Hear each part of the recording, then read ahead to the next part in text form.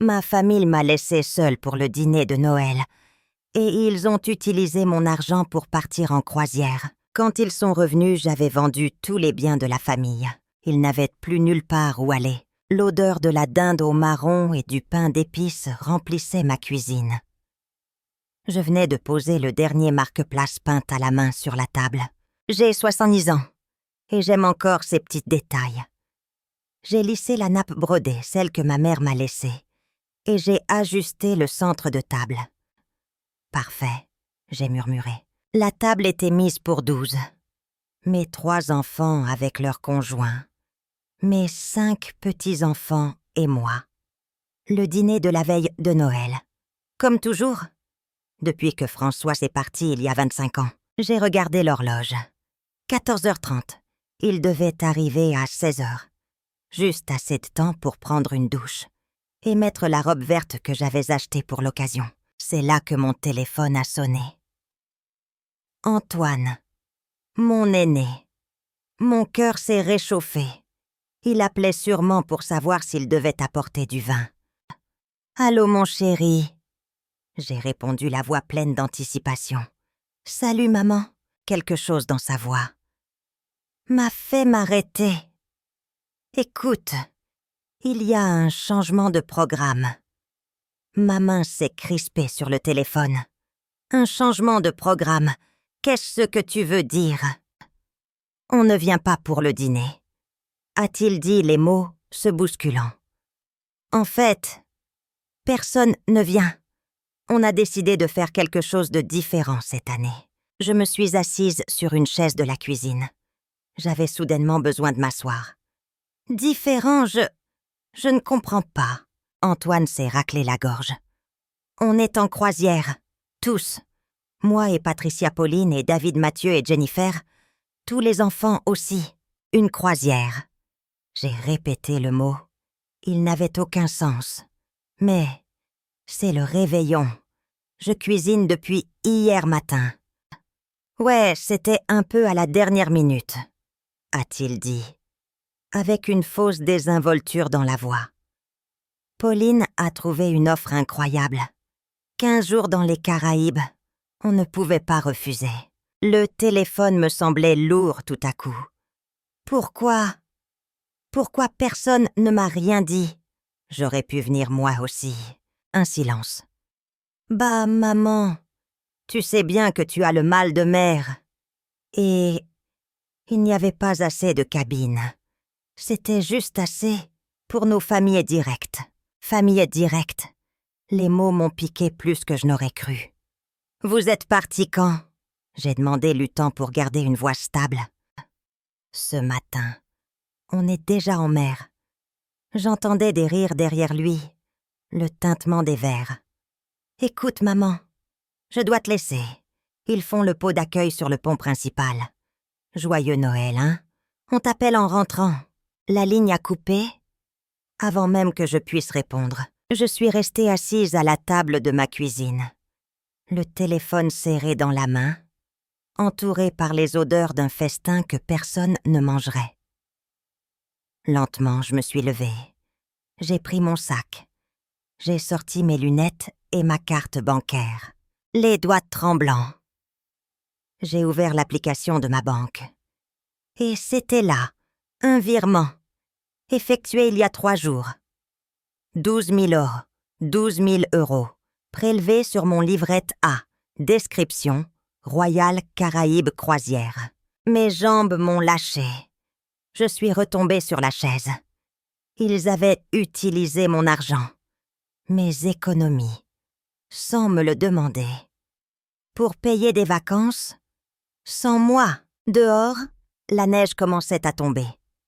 La dinde dans le four serait cuite dans 1 heure. Les bûches attendaient sur le comptoir. Mon regard s'est porté sur le sapin dans le salon, chargé de lumière et de décorations collectionnées depuis des décennies. Dessous, des cadeaux soigneusement emballés.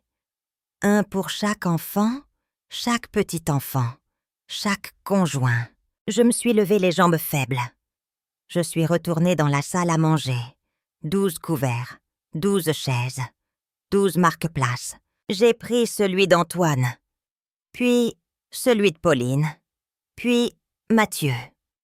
Un par un, je les ai tous ramassés. J'ai empilé les assiettes en trop, les couverts inutiles, les verres vides. J'ai réduit la table à un seul couvert. Le mien. Ma grande salle à manger ressemblait soudain à une salle d'attente. Froide, vide, à la tombée de la nuit. Je me suis assise à la tête de cette immense table, seule. J'aurais pu appeler une voisine, ma sœur. Mais j'avais trop d'orgueil. Je me suis servi une assiette que je n'avais plus faim de manger.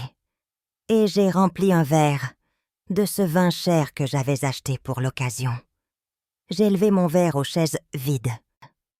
Joyeux Noël à moi, j'ai murmuré, et ma voix a résonné dans le silence. En mangeant cette bouchée, qui avait un goût de carton, je me suis fait une promesse. Ce serait le dernier Noël, que je passerais à être prise pour acquise. Ils n'avaient aucune idée de ce qui les attendait. À leur retour, cette nuit-là, je n'ai pas dormi. Je suis montée au grenier. J'ai ouvert la vieille malle en cèdre, les restes de ma vie. Des albums photos, des lettres, François et moi, le jour de notre mariage. Il était si beau dans son uniforme. Il est mort 6 ans plus tard. Une crise cardiaque à 34 ans. Il m'a laissée veuve, avec 3 jeunes enfants. Antoine avait 5 ans, Pauline 3 ans, et Mathieu à peine 18 mois. L'assurance vie de François avait payé la maison. Dieu merci. Mais les photos suivantes, ce que les sourires ne montrent pas, c'est comment j'ai survécu. J'ai travaillé à 2 endroits pendant 15 ans pour garder ce toit au-dessus de nos têtes. J'étais vendeuse sur le marché le matin et je faisais de la comptabilité pour une petite entreprise l'après-midi. Ma sœur Agnès gardait les enfants. Je rentrais, ils dormaient déjà. Mes pieds étaient enflés. Mon dos me tuait. J'ai tourné les pages. Les Noëls, où j'avais réussi à leur offrir exactement ce qu'ils voulaient, même si cela signifiait que je ne m'achetais pas de manteau d'hiver. Une photo m'a fait m'arrêter. La remise de diplôme d'Antoine. Il rayonnait, tenant les clés de la voiture d'occasion que j'avais réussi à lui acheter. Ce que la photo ne montre pas, c'est les 6 mois de garde de nuit que j'avais prises. Pour la payer, j'ai trouvé la lettre d'acceptation de Pauline, une grande école de commerce. La bourse ne couvrait pas tout. Loin de là, j'ai failli y laisser ma santé financière. J'ai hypothéqué la maison. 2 fois. En silence. Elle n'en a jamais rien su. Quand elle a décroché son premier gros poste, son succès était aussi le mien. Et puis Mathieu, ces années rebelles, les appels de l'école, les petites embrouilles. J'ai retrouvé le reçu de l'avocat, 3 000 €, payé avec une carte de crédit, que j'ai mis des années à rembourser. Au fond de la malle, il y avait les titres de propriété. Cette maison, près de Rennes, la petite maison de campagne en Normandie, qu'on avait achetée l'année avant la mort de François, je l'avais gardée malgré tout. Et le petit terrain vague que François avait hérité. Tout était à mon nom. François y avait veillé. J'ai refermé la malle et je suis redescendue. C'est là que je l'ai vu, sur le coin de mon bureau, une brochure pliée en 2. Je ne l'avais jamais remarqué. Les Genêts d'Or, résidence senior médicalisée. À l'intérieur, il y avait des notes. L'écriture d'Antoine. Parler à Pauline et Mathieu. Convaincre maman que c'est le moment. Ils allaient me mettre en EHPAD après leur croisière. Après les fêtes, ils allaient revenir bronzés. Et ils allaient m'annoncer gentiment que j'étais trop vieille pour cette grande maison. Qu'il était temps pour moi de laisser mon indépendance, ma dignité. Ils attendaient juste le bon moment. J'ai refusé d'être ce fardeau qu'ils devaient gérer. J'ai refusé d'être l'inconvénient qu'ils planifiaient de déplacer. Le lendemain matin, j'ai appelé Maître Dubois, un vieil ami de François. Martine, quelle bonne surprise. Je lui ai tout raconté. Le dîner, l'appel, les 12 000 € volés sur mon livret A et la brochure des Jeunesses d'or. Il y a eu un long silence. Martine, c'est un abus de faiblesse financier. C'est grave.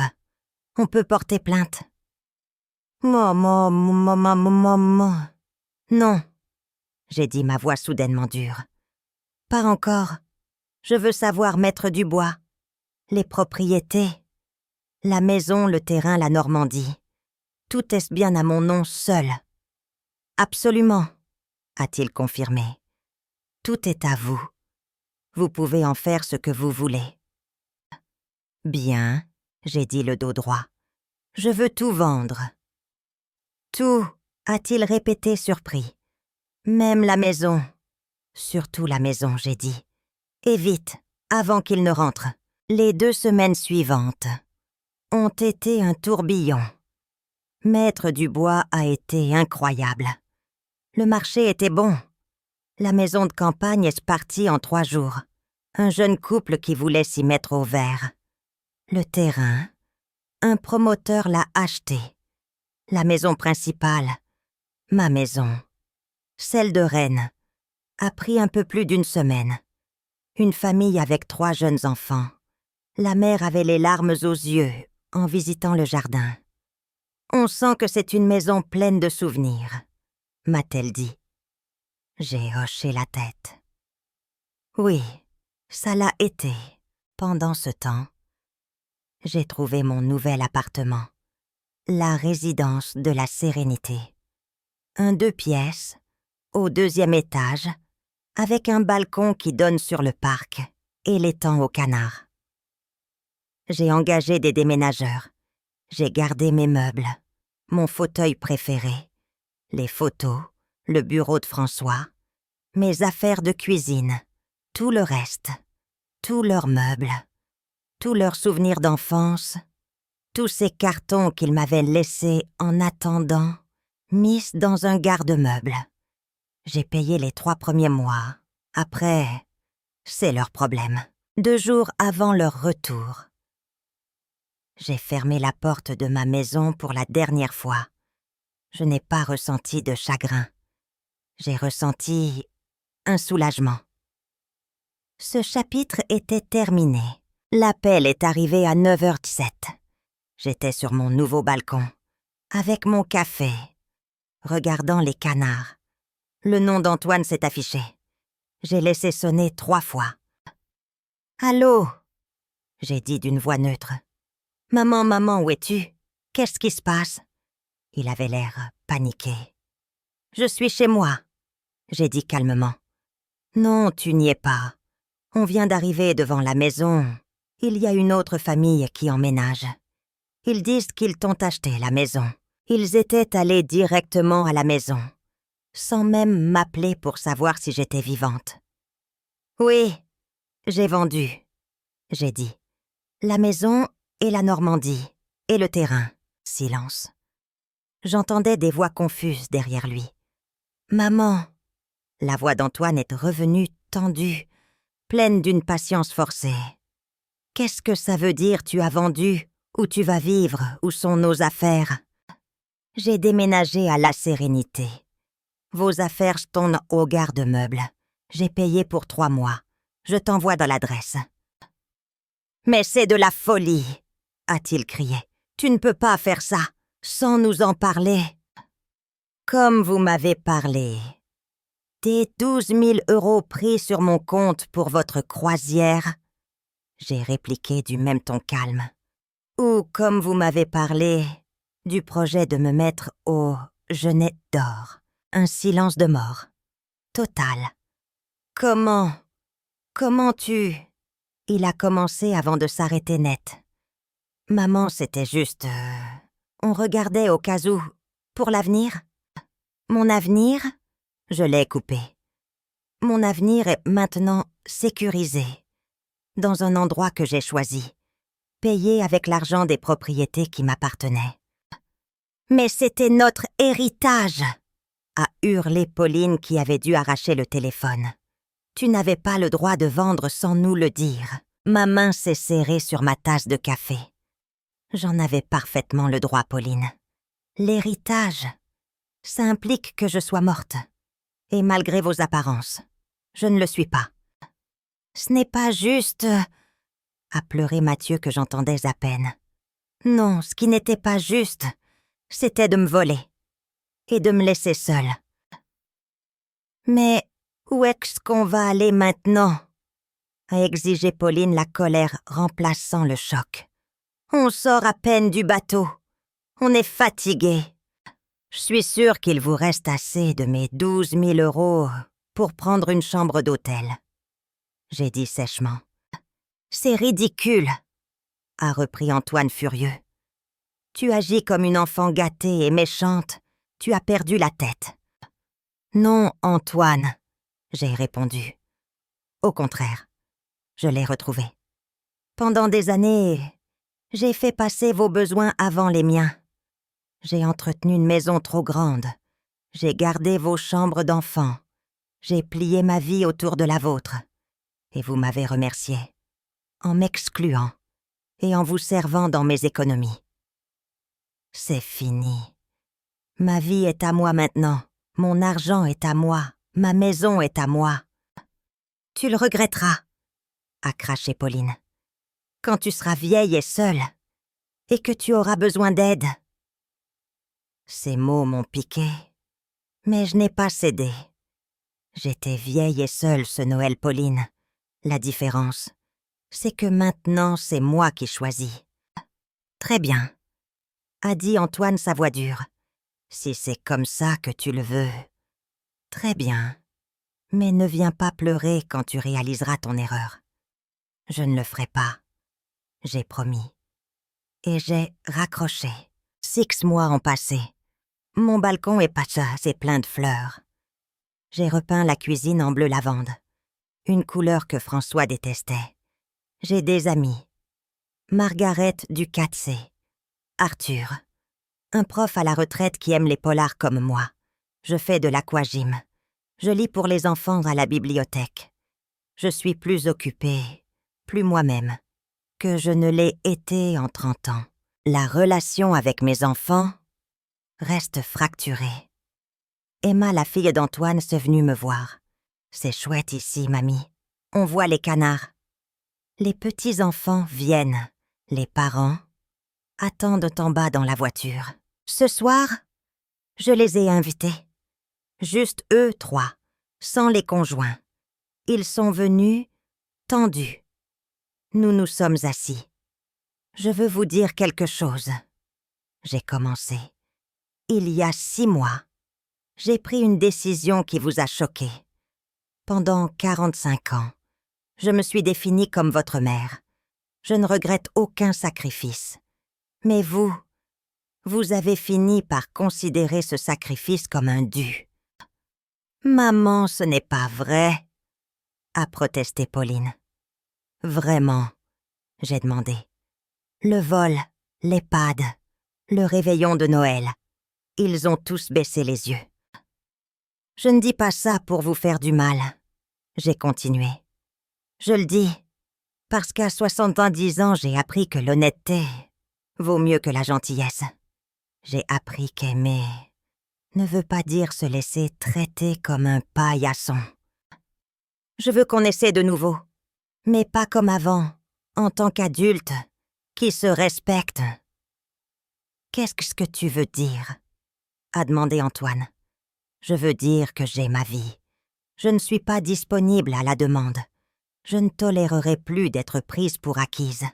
Je veux voir mes petits-enfants. Je veux être invitée. Comme une invitée, pas comme l'hôte de service. Il y a eu un long silence.